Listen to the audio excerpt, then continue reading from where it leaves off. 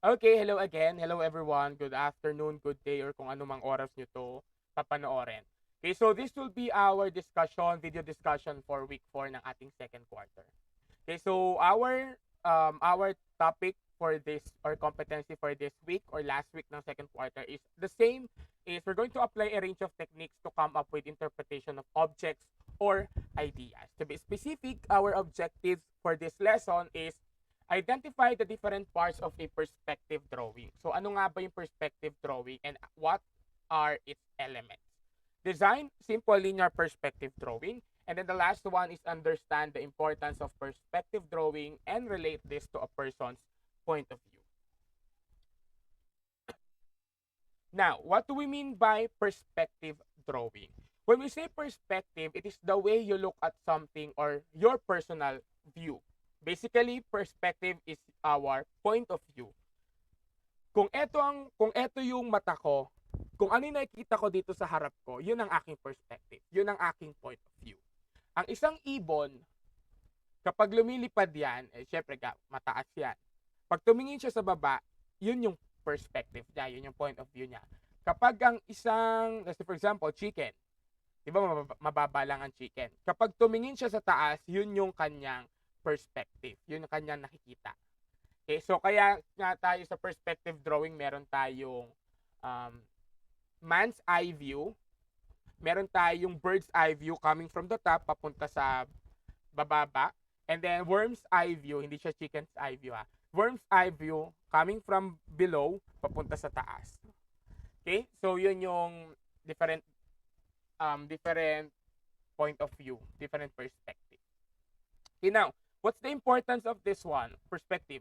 Drawing with perspective will help you understand the big picture of your work.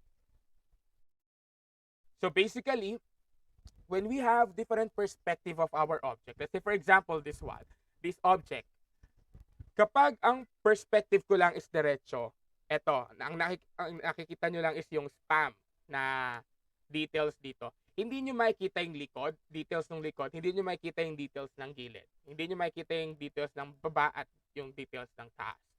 So kapag nagbigay tayo ng perspective, so basically inikot natin, binigyan natin ng angle yung drawing natin, nakikita natin yung bigger picture. Nakikita natin yung yung whole view ng pinaka-object or yung pinaka-drawing natin. This changes the distance or depth of an object. When you say depth, lalim.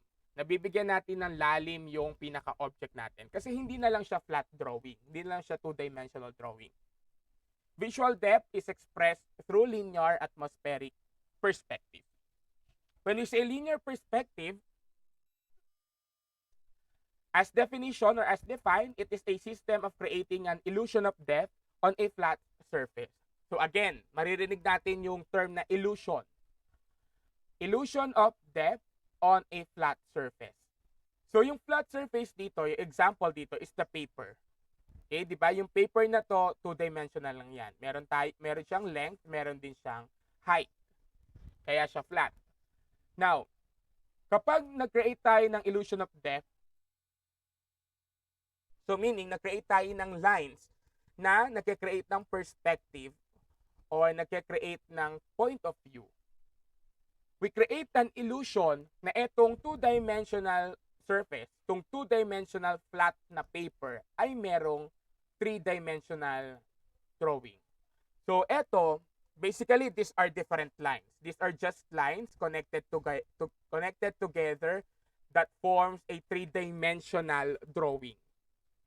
Okay, so ibig sabihin, instead na kung iyan ay building, yung typical drawing natin na puro rectangle lang, nagbinigyan natin siya ng angle, binigyan natin siya ng perspective. So hindi lang yung harap na nakikita natin, like this one, tong building na to, nakita natin yung top view niya, yung rooftop area, and then yung isang side niya. Okay, so yun yung reason, yun yung explanation ng definition. It's an illusion of depth on a flat surface. Next, we have 5 basic terms in linear perspective drawing. Number 1 is the horizon or horizon. When we say horizon, it is the line for which the sky meets the land or water. Diba nga yung kay Moana? Ano ba yung kay Moana? See the line where the sky meets the sea. Okay, so yung line between the sky, this one, yung sa the sky part, and then yung land or yung water, yung nasa lower part, that is what we call the horizon. When you say horizon, basically it is where yung farthest area na natatanaw ng mata natin. So that is the horizon.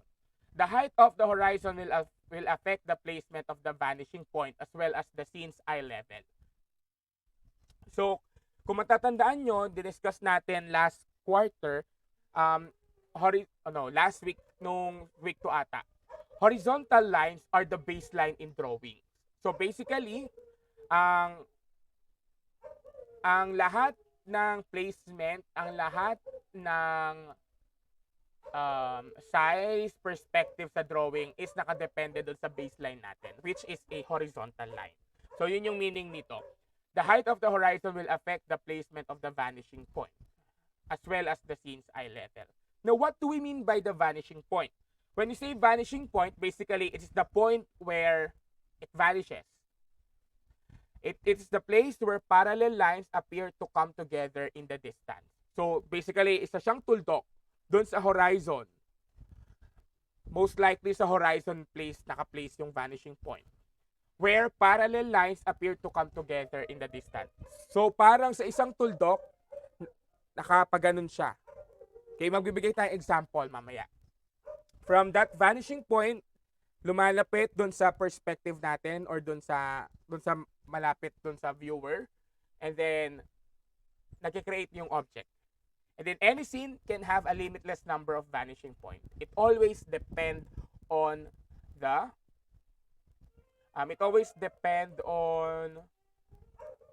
number prescribed by the viewer. Next, the ground plane. When you say ground plane, it is the horizontal surface below the horizon. Kung ito yung horizon, ang baba niya is yung ground plane. So basically, it's a land or it's a water. Next, orthogonal lines. These are lines which are directed to a vanishing point. The parallel lines of a railroad track is an example of orthogonal lines. The word orthogonal meaning right angle, it refers to right angles formed by lines such as the corner of a cone. Yan. And then we have the vantage point. This is the place from which a scene is viewed. The vantage point is affected by the placement of the horizon and vanishing point. So basically, vantage point is our perspective point. Kung saan natin nakikita yung drawing, kung saan nagmumula yung perspective, that is the vantage point.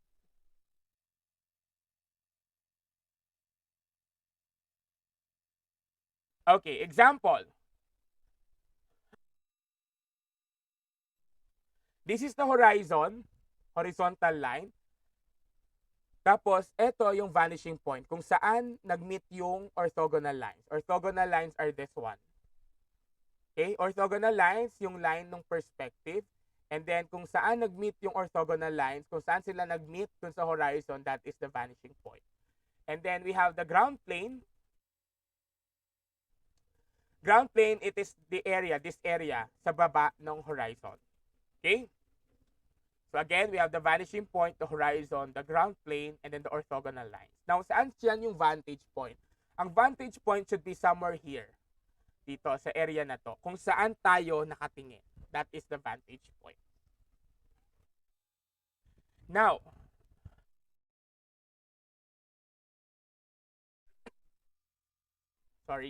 we have, what do you call this? 3 major types of linear perspective drawing. We have the 1 point, 2 point, and then the multi-point perspective. Now, when we say 1 point perspective, it is a linear perspective with one vanishing point. Hence the name 1 point perspective. The vanishing point typically appears in the center of the drawing or a scene. Kung ito yung picture natin, ang vanishing point natin is this one. It is the area where the two bridges meet. So, kung ito yung vanishing point natin, ang ating orthogonal lines ay ito. Yung mga linya nitong bridge, yan ay orthogonal lines. So, nasa ng horizon natin is ito, yung somewhere here, dito. Somewhere here dito sa line nun sa lupa. Ayan. Yan yung loop. Yan yung horizon natin. And then below that is our ground plane, which is the water or the river in this case. Now, kung siya ay drawing, we have the horizon, this one, and then the orthogonal lines, etong railroad. And then the ground plane is itong nasa baba ng horizon, and our vanishing point is the point in the horizon where the orthogonal lines meet or intersect. Now, next, we have the two-point perspective. When we say two-point perspective, it is a linear perspective with two vanishing points. The two vanishing points are typically placed at the far left and then the far right of the drawing or scene. Pwede rin siya coming from the top and then coming from below. But basically, on most of the drawings in two-point perspective, isang kaliwa at isang kanan yung kanilang perspective or yung kanilang vanishing points. In this picture, we have two vanishing points. The first vanishing point on the left is this area. Ito yung part na to kung saan nagmi-meet yung lines dito sa kaliwa. And then the next vanishing point is in this area kung saan nagmi-meet yung lines. So ang orthogonal lines natin is etong mga lines ng building, lines dito ng shop, yung mga yan, and yung lines ng sidewalk. That is the orthogonal lines. Okay, vanishing point here in this area and then this area. So, if it is in a drawing, we have the horizon, we have two vanishing points here, and then orthogonal lines natin, basically, these are just imaginary lines kasi bumuo tayong pinaka-object, itong mga cube na to, itong mga isometric drawings. Okay, so that is two-point perspective. And then next will be, the last one is the multi-point perspective. So, hindi siya isa, hindi siya dalawa, so most likely 3 or more linear perspective.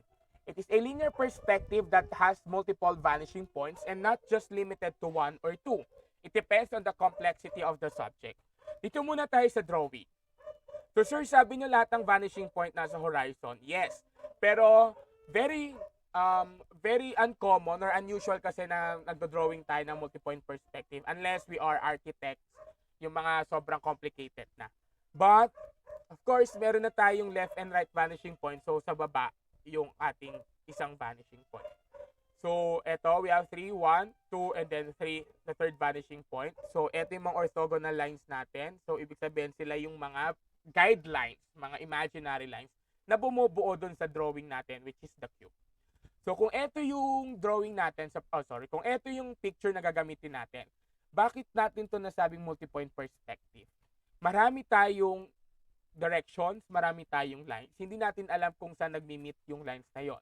So, meron tayong lines dito sa pinakamataas na bridge. Meron din tayong lines dito, sideways. Meron din tayong mga lines dito sa gilid ng mga kalsada. Merong lines na pa gano'n, papunta dito sa area na to. Merong left, right, and then meron pang coming from here, dito sa part na to ng drawing. So, basically, ang orthogonal lines natin or yung mga linya sa drawing ay hindi nagli-lead sa single or sa kahit dalawa lang na vanishing point. So, marami. Hence the name multipoint. Okay, so yun yung ating 3 major types of linear perspective. The 1 point, the 2 point, and then the multipoint perspective. So, paano tayo nagdo-drawing ng 1 point perspective? This will be our activity performance task for week 4.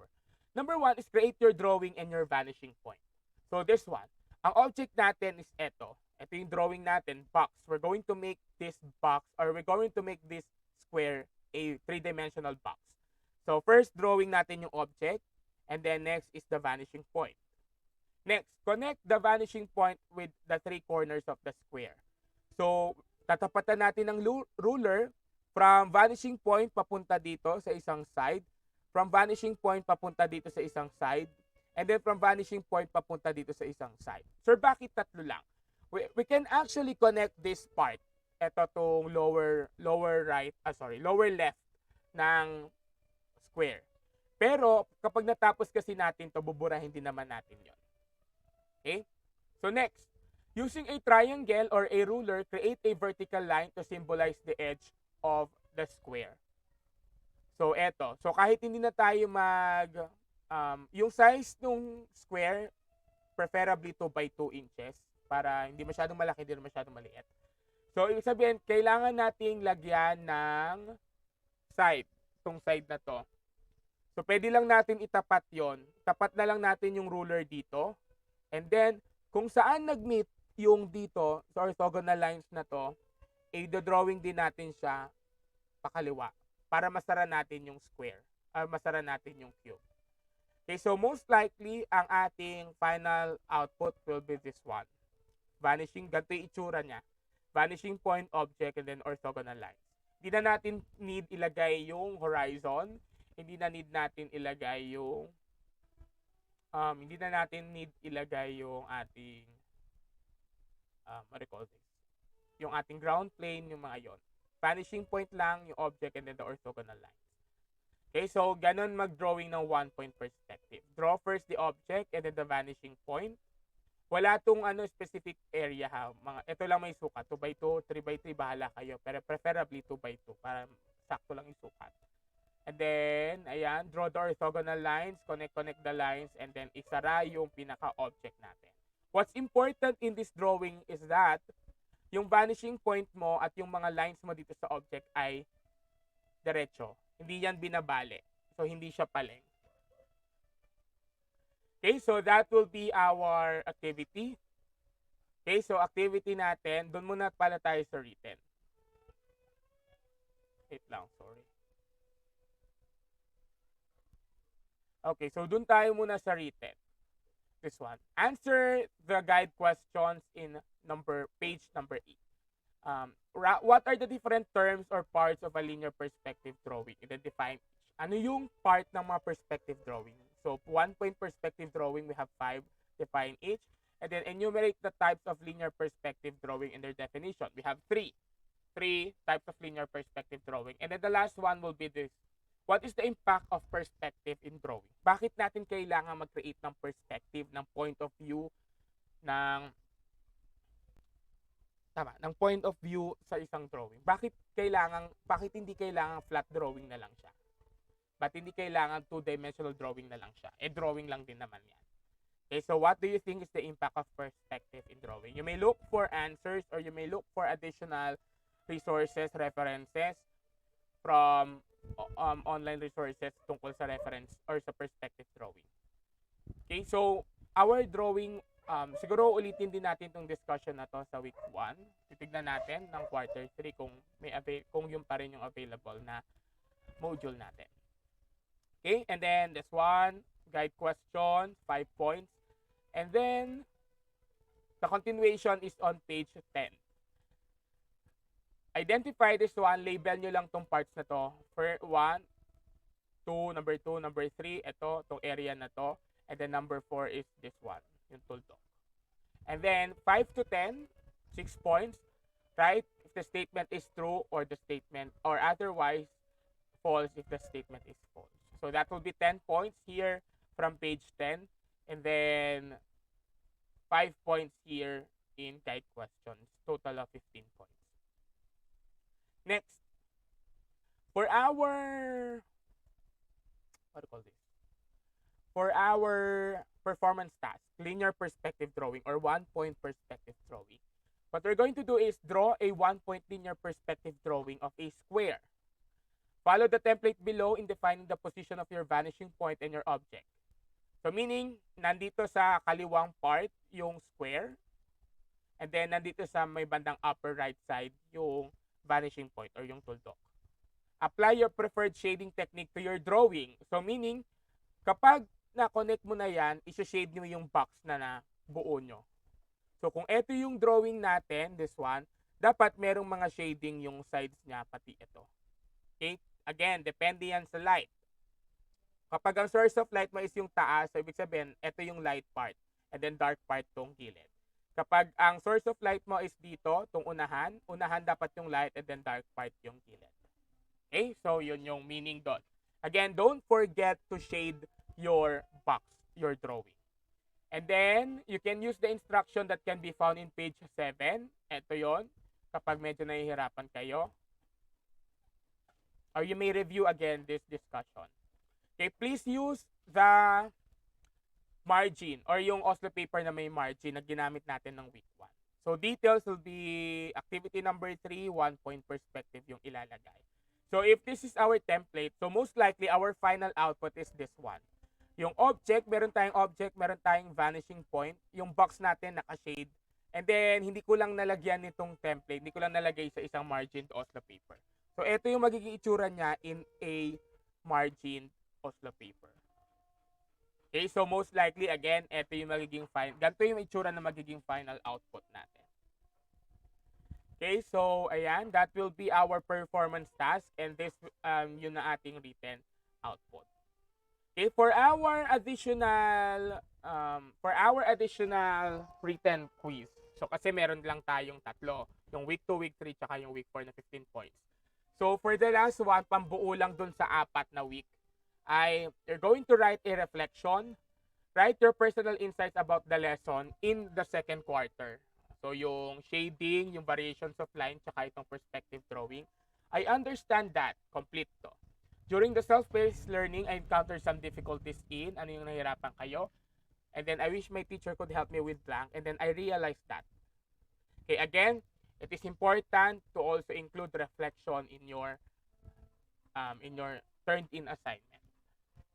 Okay, so again, rubric for the performance task will also be included in the instruction that can be found in the Google Classroom. And then, if you have questions, you may PM me or call me out sa GC pag hindi ko pa nababasa yung message nyo. Okay, so see you sa third quarter. Please stay safe and healthy. Bye-bye.